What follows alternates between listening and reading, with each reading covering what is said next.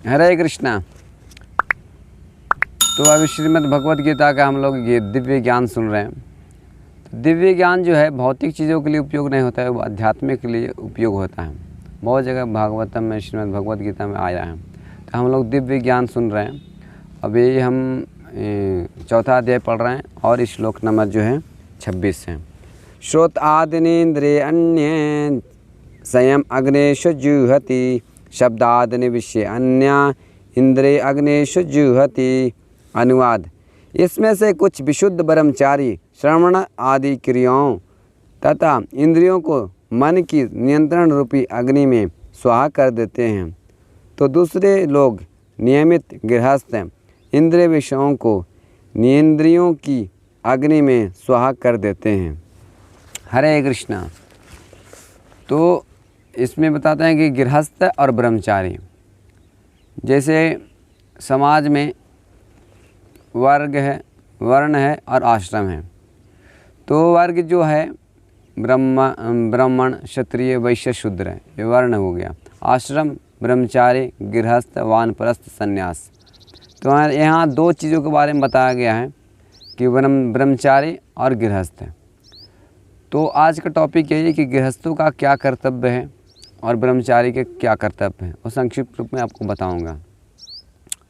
तो ब्रह्मचारी जो है अपने प्रमाणिक गुरु के आदेशानुसार उनके घर में रहते हैं और एक दास की भांति उनकी सेवा करते हैं। और भौतिकतावाद, जो भौतिक ध्वनि होते हैं, उसमें कोई इंटरेस्ट नहीं लगता है। हरे कृष्ण महामंत्र, भगवानों का नाम, भगवान की कथाओं, भगवान की सारे जो होते हैं, श्रवण आदि में यहाँ बताया गया, श्रवण आदि क्रियाओं मन नियंत्रित जो है उसमें स्वाहा करते हैं। तो ब्रह्मचारी जो होते हैं, ज़्यादा ऐसा भक्ति का जो पहला अंग है श्रवण करना। तो श्रवण गृहस्थ हो या ब्रह्मचारी हो, सब लोगों को सुनना पड़ता है। तो श्रवण बताते हैं कि पहला जो है श्रीमद् भक्ति का पहला जो अंग है श्रवण करना। तो जो ब्रह्मचारी होते हैं वो गुरु का आदेशानुसार हरे कृष्ण महामंत्र का मंत्र का जप करते हैं और शास्त्रों का अध्ययन करते हैं और गुरु की दास भावानुसार जीवन यापन करते हैं और गुरु के हित के लिए करता है, गुरु के अनुकूल कार्य करता है। गुरु का ऐसा कोई नहीं कार्य करता है जो गुरु उसे पसंद हो। तो इस प्रकार से कार्य करते हैं। और गृहस्थ में क्या है कि कुछ इंद्र तृप्ति करने की छूट मिलती है।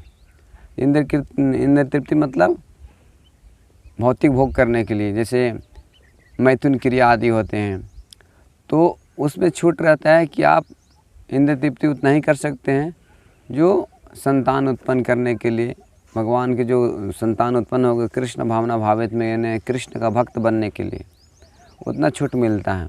और ये नहीं कि हम कुत्ते बिल्ली जैसा गृहस्थ भी बना लें।